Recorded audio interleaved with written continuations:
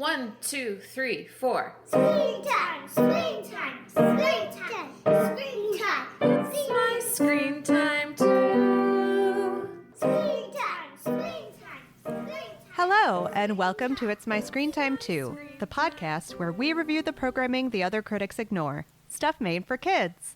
Find out what to watch for family movie night, what to avoid altogether, and what you'll want to watch alone voluntarily. I'm Katie. And I'm Deborah. And I have two kids, ages 9 and 6. And my kids are 15, 11, and 11. Today, we are reviewing an almost Christmas story, and we're reviewing it because it is indeed almost Christmas. Last time we talked about wanting more short Christmas programming, like the classics we remember from our youth, like the Rudolph the Red-Nosed Reindeer, the Frosty the Snowman, the Charlie Browns, hoping that this would fit the bill. So An Almost Christmas Story premiered on Disney Plus on November 15th. It's 21 minutes. It's rated PG. It's the third and final holiday short produced by Alfonso Cuarón for Disney Plus after Les Pupilles and The Shepherd, based on the story of Rocky, an owl who was discovered and rescued from the Rockefeller Center Christmas tree in 2020. A true story. Mm-hmm. This short Christmas special was directed by David Lowery, who also directed Peter Pan and Wendy, which we reviewed last year, as well as the remake of Pete's Dragon from 2016. It was written by Jack Thorne, and he also wrote the Enola Holmes movies, as well as the His Dark Materials series. The animation is by Mare Studios, which uses CGI to mimic different types of animation, including stop motion in this case. Here's a quick plot summary according to IMDb. Moon, a curious young owl, finds herself trapped in a Christmas tree destined for Rockefeller Plaza in New York City. Trying to escape the city, Moon befriends a lost little girl named Luna. Together, they embark on an adventure. Did you find this summary accurate? Isn't the human character a boy, for one? I mean, I know IMDb isn't like exactly policed, and it could just be like a user submission, but that seems like wildly inaccurate. I mean, Luna to me is more of a girl's name. Okay. And it could have been that she had short hair and her hair was tucked up under a cap. I thought it was a girl based just on the name. Okay, I didn't even internalize that their name was Luna. So okay. I could have just been not paying close enough attention, which maybe we'll get to in the course of our discussion. All right. Well, with no further ado, did you like it? I did like it. What did you think? I hated this so much. Oh, no. And I know we're just supposed to be doing very top level with this first question, so I will only say that I was conceptually offended by the fake stop motion animation, because you know that I love stop motion animation. So that's a predictable complaint from me. But do you remember a few weeks ago when we reviewed The Best Christmas Pageant Ever, and I was extolling the beauty of a simple story simply told in the context of that movie? Mm-hmm. I feel like this was a simple story super complicatedly told in a really unnecessary way. So I'm sure we'll get into it more, but those are just my top two reasons why I really hated this. Okay. Why do you think this isn't for grown-ups? What was hard for you as a grown-up to connect to because it's not made for us? This is a tough one because I think it is made more for grown-ups than for kids. Mm-hmm. I mean, I watched this with my kids. My kids didn't care for it. I thought it was wonderful. So I have really nothing, like, tell me why you think it isn't made for grown-ups. Okay, this is good because I am very capable of recognizing my reaction as subjective, but I stubbornly insist that I will not be the only adult to feel this way. So we've been doing this for a while. And I think there are probably two primary ways that the creators of children's movies and TV try to make their products appeal to the adults that will inevitably be watching them. And the first way is to try for a more layered script. Give it some levels that maybe there's some complexity there that might go over the heads of the youngest viewers, but it'll appeal to the older audience, or even just like some comedy that's not going to make sense. That's very Right. common. The second way is to try and make your children's story visually into capital A art. And I end up really not connecting with that strategy in a lot of instances. Like, it reminds me of Pinocchio and how much, Yeah. even though it was a stop motion animation film and a lot of people called it visually a masterpiece, I just, on the level of storytelling and plot and execution, I really didn't care for it. I thought it was trying to be so self-important that it lost what it really was, which was a movie that was ostensibly supposed to entertain people. And I really think this short did the same thing. I also felt like as a grown-up, I understand how plots are supposed to work and I want some resolution to them. So we shoved this all into 22 minutes and there were just a lot of what I would think of as traditional plots that didn't get fleshed out or resolved at all. Like, we're introduced to Moon, and Moon is like this irrepressible spirit that you can't tell Moon what to do. She's going to fly and she's going to crash into things, and she doesn't understand how to be cautious. So maybe like a traditional trajectory would be like her learning how to embrace this element of her personality, but also how to be more responsible about it and control herself in the appropriate times. Or like how important it is to listen to her dad. Whatever. That's something we would expect. Doesn't happen. No resolution to that. There's this whole thing about the owl bonding with the child, and we get a very small moment of that, but I don't feel like there's anything to really cement their friendship at all. In fact, it's not really a friendship at all. Like, Moon doesn't ultimately care when she's leaving this girl. So I didn't feel that on an emotional level. We learned virtually nothing about the little girl and like why she was alone in the city. So I found that really unsatisfying. Also, and this is super basic, does your average kid who does not live in like the tri-state area know the significance of the Rockefeller Center Christmas tree? I think if they've watched like Home Alone, yes. Okay. I don't know. I feel like my kids had no connection to this, but that's more a comment on the kids than on the grown-ups. So I guess I'm stepping forward. But those are my Okay. major things that I found wildly dissatisfying watching this as a grown-up. I don't know. Does any of that resonate with you at all, or you were just so happy with it? Yeah, that makes sense. I mean, you definitely have to suspend your disbelief and know that you're watching just like a very short story. Like, I could have watched like a whole series on Luna and like, why does Luna have like the prosthetic leg? And why is Luna like ice skating when they don't know how to ice skate?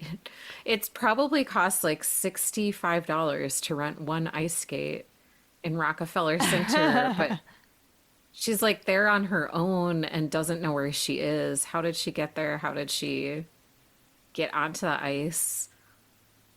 How does she live in New York City and she doesn't know like where her address is?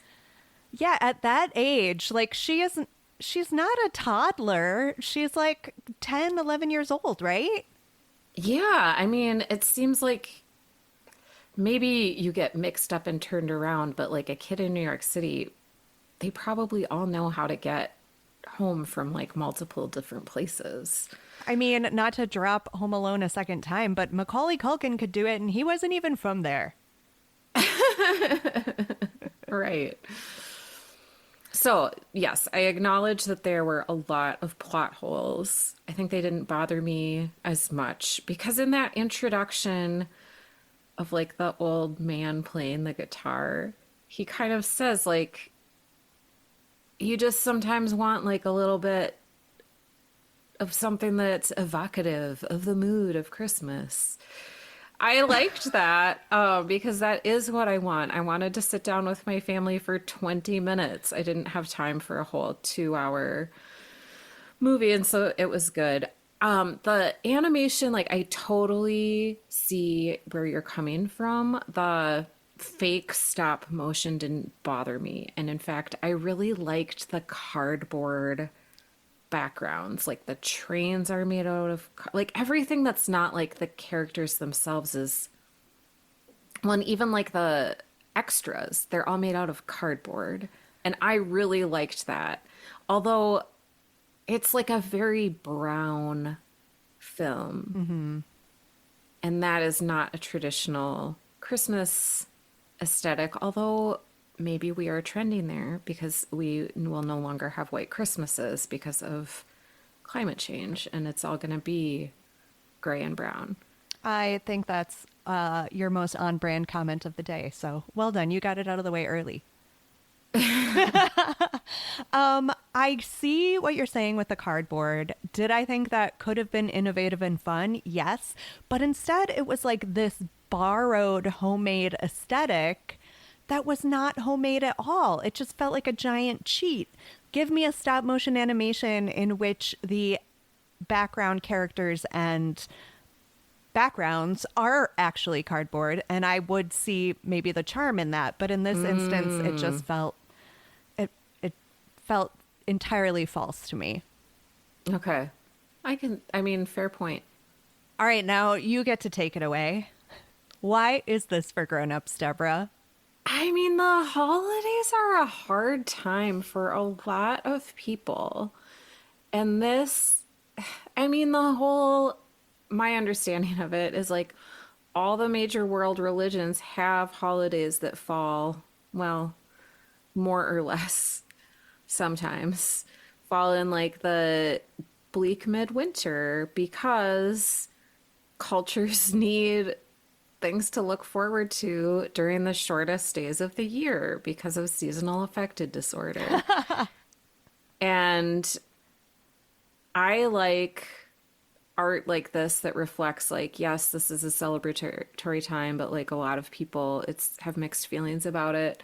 So I think this is for grown-ups, but it is for grown-ups who like minor tune Christmas carols, whose favorite Christmas carol might be Blue Christmas, who like films like Bad Santa, who count down the days till December 21st and then like calculate how long it's going to be till you have like an actual reasonable amount of sunlight in a day, and who don't mind kind of convoluted plot that I don't know. The one thing I didn't like was how it had like a happy ending, which was so like, did that real owl actually go back to its family? Or it's meant to read this children's book because there's a children's book about it, and I just didn't get around to it. So I believe so. They at least got the owl out of the tree and like rehomed him to some forested area. Okay. And those old claymation stop motion films that I mentioned at the beginning, like those were kind of nuanced. Like they're a little dark.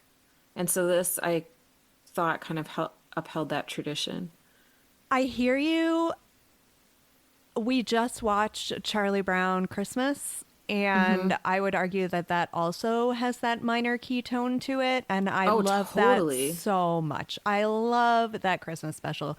Perfect length, perfect theme, has something for the kids and for the grown-ups. I would not put this anywhere near that level. I just couldn't, but I should shout out and will happily shout out the voice cast, because that is something that could make this for grown-ups. Often when we're watching something made for kids, when we hear familiar voices, it makes us smile.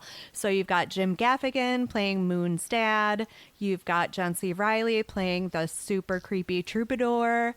And you've got Natasha Lyonne as one of the pigeons. So it was good to hear them for sure. Another just top level reason this could be for grown-ups is that it's short. So if you're pressed for time, you don't have to worry about taking a lot of space out of your day for it. Do you want to get into the weeds a little bit? Speaking of cast and characters, I thought for like a good half of well, maybe the whole thing, that Natasha Lyonne was Paula Poundstone. Who Okay. is that insulting to? I don't know. I kind of feel like it's a pleasant comparison for both. Then I was embarrassed when I saw Natasha Lyonne's name in the credits. I thought that the owls' voices were super adorable. Yeah. They were really sweet. But it was the only thing adorable about those owls because they were otherwise pretty creepy looking. Like, I'm aware that the wise old owl is trope is not the right word, but a thing that people say. So they really leaned into that with the character design, so much so that it just looked like the owls had like layers and layers of wrinkles around their eyes rather than feathers, which I just found incredibly unpleasant to look at. I did think character-wise that the pigeons were a small bright spot. They were obviously the comic relief in the special, and I liked that a lot. Yeah, the one, like, there should always be, there often always is a character who's extremely food focused in a kid's film or television show, and there was one pigeon who just was like, food, food, food, food, food, food, food, food, food. That was the only thing that he said, and I found that charming. Yeah.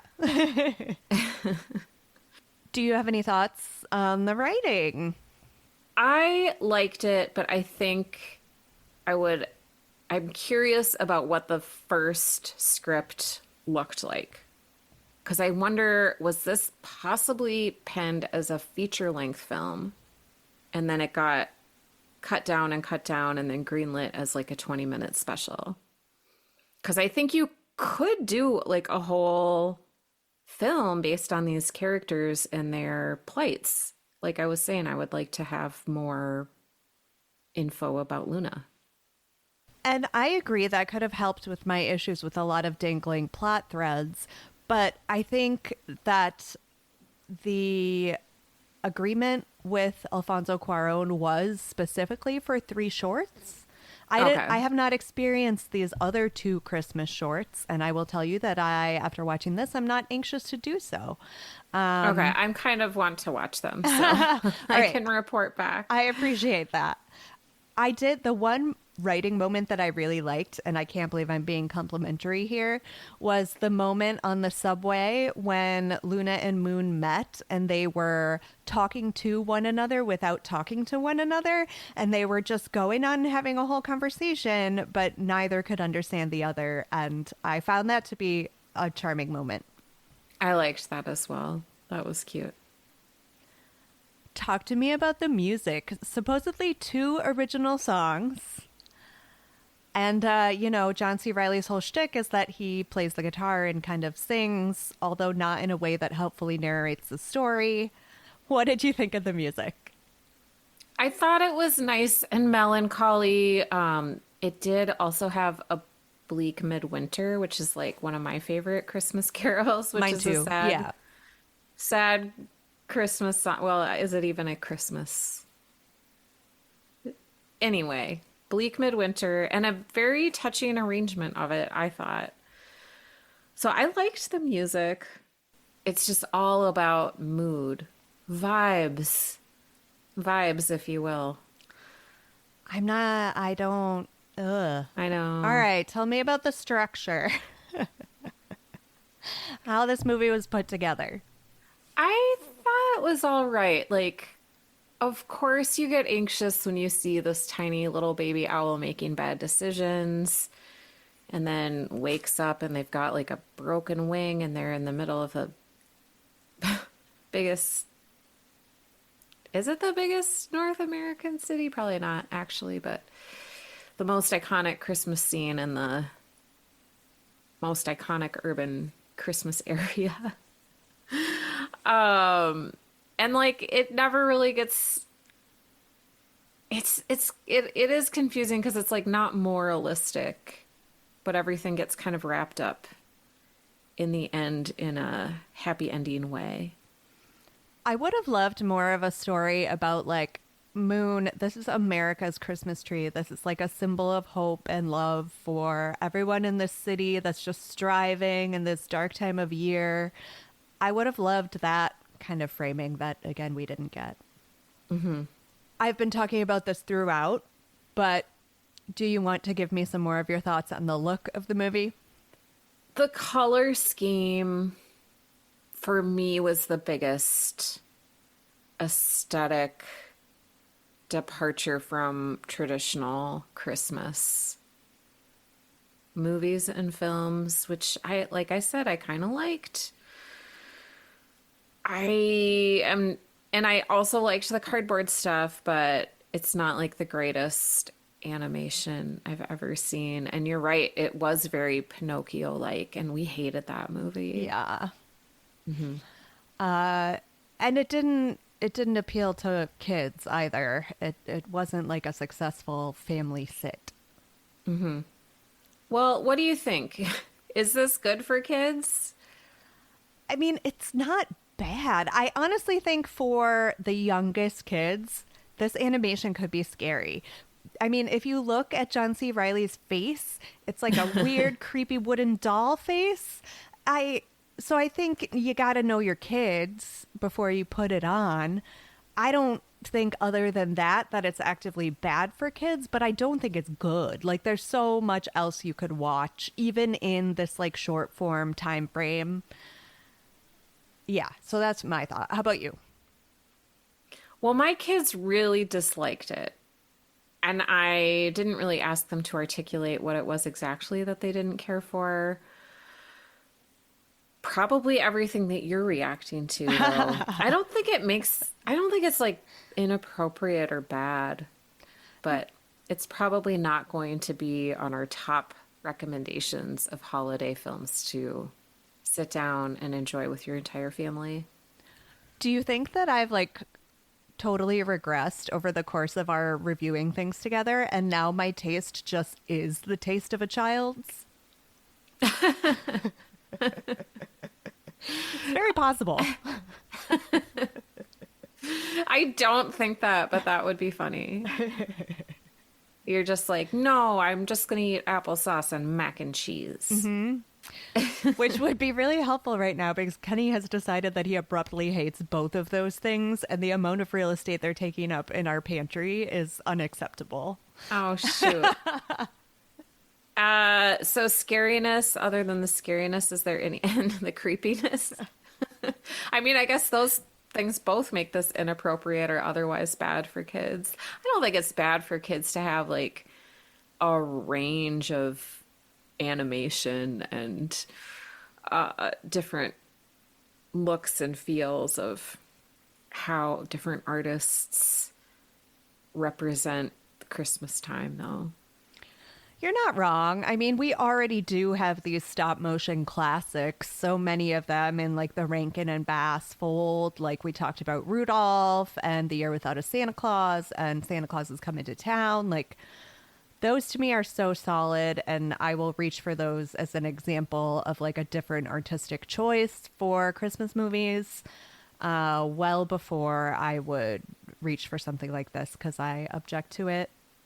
I mean, I don't make stop motion animation. I am not artistic in that way, but like I object on behalf of all people that do.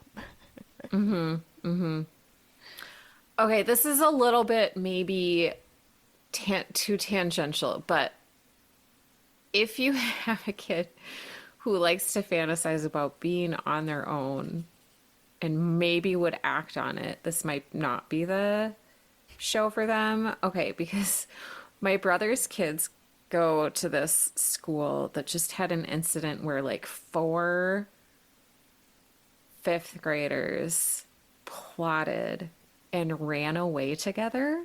Like, this was very premeditated. Like, they all brought clothes. Somebody brought a suitcase one of them wrote a check to themselves in magic marker for $250. And they escaped the school together, and they were found by the police like 10 blocks away from the school on a cold day in December. Wow. And this was an astonishing story that we just talked about recently as in our extended family. And I was like, did they read the mixed up files of Mrs. Basil E. Frankweiler? And my niece was like, oh, yeah. And I was like, have you read that book? And she said, yeah. And so I kind of think they were inspired by that book. It sounded like the way they snuck the clothes and stuff in the suitcase made me think that. So I don't really think that watching an Almost Christmas Story will lead your child to like stow away on a lumber shipment somewhere. But maybe. Yeah. Wow. I mean, that's an argument that could be extended to so much of kids' media, though. Like, is watching a movie about like a quintessential brat child going to necessarily engender that behavior in your kid? Like, Right. Well, it's kind of the like violent video game, like, do violent video games make your kids violent argument? And like, no, but I'm just using this as an excuse to tell you that story because I found it, because it didn't involve my own kids. I found it very entertaining.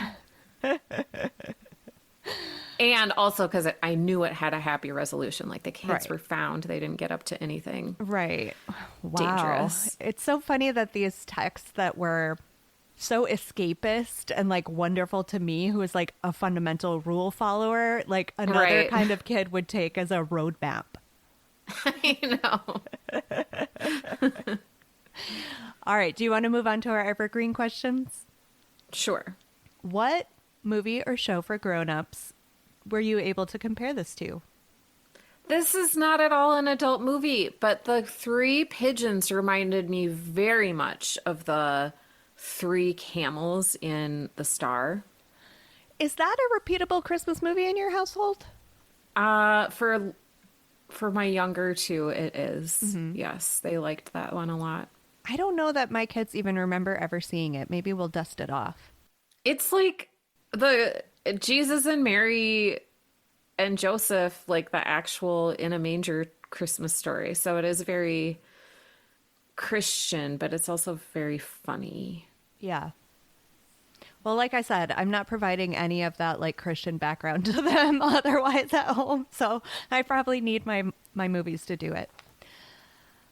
I was thinking about movies about someone trying really hard to get back home once they're stranded due to an unforeseen set of circumstances. So I reached for a family favorite of ours, which is The Martian, starring Matt Damon. Oh, yeah. That's a good one. And then I was thinking about someone learning to appreciate the good things about the rural lifestyle after trying to make it in the big city. And I thought not of a movie or TV show, but of a book. Book Lovers by Emily Henry. Have you read all the Emily Henry books? I have not. Okay, so like wildly popular romance writer. Book Lovers, as I understand it, is not one of her more beloved entries, but I found it charming. Okay, nice. Were you able to cast the gritty HBO reboot? I'm going to fess up right now that I could not figure this out because I was like, my gritty HBO reboot would be something totally different. And this would not exist. Okay. I would like to see a show where it's Paula Poundstone and Natasha Lyonne together with microphones, kind of like Man on the Street type of interviews, just heckling children in New York City. I would love to see it. And they would just be like, hey, kid, is that your mom?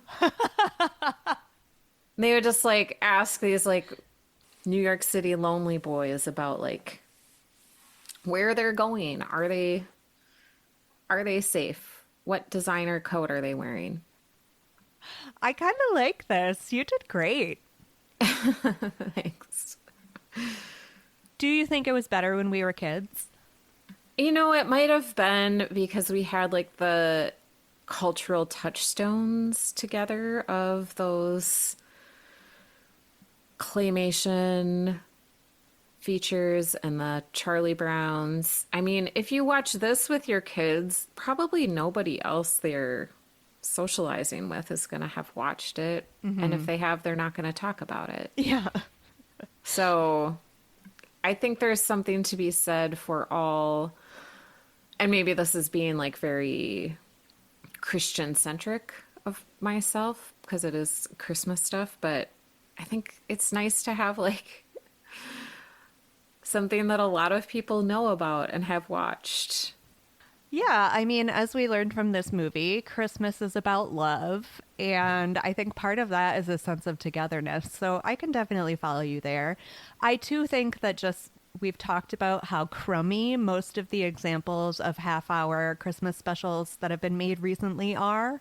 Yeah. And this just continues that trend, whereas we had a lot of classics growing up. And I don't think I say that just from a perspective of nostalgia. I honestly do think they were quite good, and they've been quite durable, and I just don't think we've seen anything that will approach that. Right.